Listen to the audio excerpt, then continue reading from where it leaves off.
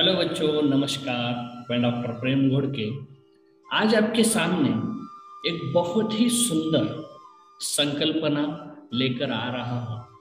लेकिन वो जो संकल्पना है हमारे हिंदी व्याकरण में है, तो उस संकल्पना को मैं आपसे ही जानना चाहता हूँ कि आज हम क्या पढ़ने वाले।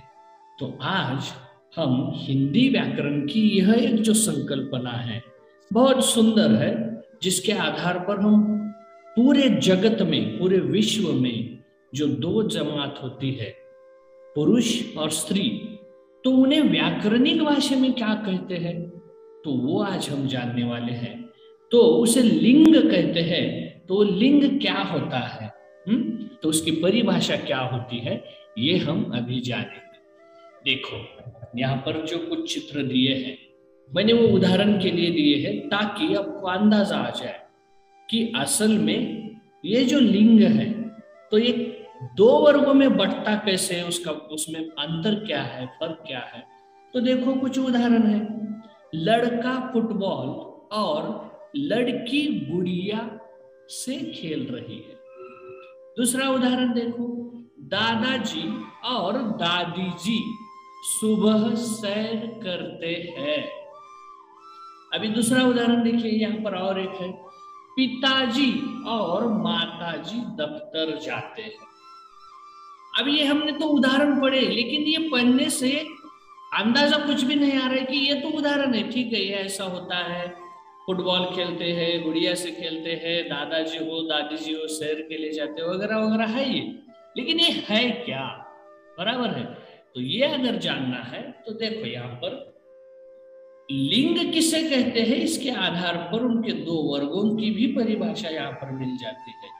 ऊपर दिए गए वाक्यों में जो लड़का है, दादाजी है और पिताजी, यह जो वाक्य में शब्द आए हैं वो पुरुष जाति को दर्शाते हैं, पुरुष जाति का बोध करते हैं। और लड़की, दादी जी और माताजी, यह जो वाक्य में शब्द आए हैं वो स्त्री जाति का बोध कराते हैं।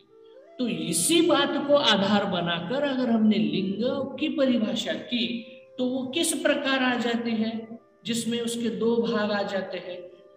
जिन शब्दों से स्त्री जाति का अथवा जिन शब्दों से वाक्यों में पुरुष जाति के होने का बोध होता है उसे लिंग कहा जाता है। समझ में आ रहा है? मतलब जिस वाक्य में पुरुष जाति का बोध हो रहा है या फिर जिस वाक्य में स्त्री जाति का बोध हो रहा है तो उसे लिंग कहते हैं। लेकिन अब इसे बांटना कैसे, तो इसे अगर हम बांटते हैं तो लिंग के बराबर दो भेद होते हैं। देखो कैसे है दो भेद, पहला है पुल्लिंग और दूसरा है स्त्रीलिंग। अर्थात हिंदी में लिंग के दो भेद होते हैं, एक पुल्लिंग और दूसरा स्त्रीलिंग। अब इसे क्रमशः देखते हैं कि पुल्लिंग किसे कहते हैं और स्त्रीलिंग किसे कहते हैं। देखिए, अब यहाँ पर मैंने पुल्लिंग की परिभाषा दी है और उसके उदाहरण दिए हैं। बहुत आसान है, तुरंत समझ में आ जाएगा, इतना कठिन भी नहीं। जो शब्द पुरुष जाति का बोध कराते हैं उन्हें पुल्लिंग कहते हैं, बराबर है। और इसके पहले मैंने लिंग की परिभाषा क्या बताई कि जिन वाक्यों में पुरुष जाति का बोध होता है या स्त्री जाति का बोध होता है उसे लिंग कहते हैं। लेकिन लिंग के जब दो प्रकार होते हैं, पुल्लिंग और स्त्रीलिंग, तो उसे थोड़ा अलग करके देखते हैं। तो पुल्लिंग की परिभाषा क्या होती है कि जिस वाक्य में या फिर जिस वाक्य में पुरुष जाति के शब्दों का प्रयोग होता है वो पुल्लिंग होते हैं। ठीक, अगर उसके उल्टा लिया जाए तो जो शब्द वाक्य में स्त्री जाति का बोध कराते हो तो स्त्रीलिंग कहेंगे, बराबर है। तो अभी हम पुल्लिंग के उदाहरण देखते हैं। जैसे देखो, गायक गा रहा है, शेर दहाड़ रहा है, अध्यापक पढ़ा रहा है, और जो तीसरा उदाहरण है यहाँ पर दिया हुआ, राजा सिंहासन पर बैठे हैं। अब इन वाक्यों में दिए गए इन वाक्यों में क्या है, जो गायक है, जो शेर है, या फिर जो अध्यापक है, या फिर जो राजा है, ये जो 4 शब्द दिखाई दे रहे हैं, वो पुल्लिंग जाति का बोध करा रहे हैं।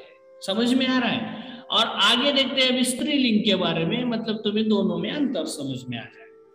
अब जो शब्द स्त्री जाति का बोध कराते हो स्त्रीलिंग है, सीधी सरल बात। जिन वाक्यों में पुरुष जाति के शब्दों का बोध होता है वो पुल्लिंग, और जिन वाक्यों में स्त्री जाति के शब्दों का बोध होता है वो स्त्रीलिंग।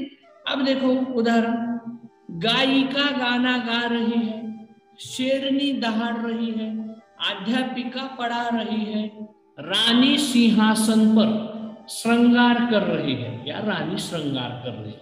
अब पहले वाक्यों में क्या था देखो, गायक गा रहा है, तो दूसरे वाक्यों में क्या है, गायिका गाना गा रही है। पहले वाक्य में पुरुष पुल्लिंग में क्या था, शेर दहाड़ रहा है। अब स्त्रीलिंग में क्या हुआ, वह शेरनी दहाड़ रही है। अब यहां पर पुल्लिंग में क्या है, अध्यापक पढ़ा रहे हैं। ठीक उसी प्रकार स्त्रीलिंग में अध्यापिका पढ़ा रही है। और उधर क्या था, राजा सिंहासन पर बैठा है, यहां राजा का रानी। मतलब पुल्लिंग और स्त्रीलिंग में फर्क यही है। तो आपको मैं बता देता हूं कि ऊपर दिए हुए यह जो छोटे छोटे उदाहरण हैं, इनके माध्यम से हम लिंग के 2 भेद करते हैं, एक पुल्लिंग और दूसरा स्त्रीलिंग। सीधी सरल बात है, अध्यापक होगा तो अध्यापिका होगी, शेर होगा तो शेरनी होगी, गायक होगा तो गायिका होगी, बराबर है। इसी प्रकार इन 2 भेदों को अगर हम समझ जाते हैं तो लिंग क्या होता है ये हमारे समझ में आता है। मैं फिर से हाजिर होऊंगा एक दूसरी नई संकल्पना लेकर। तब तक के लिए धन्यवाद, नमस्कार।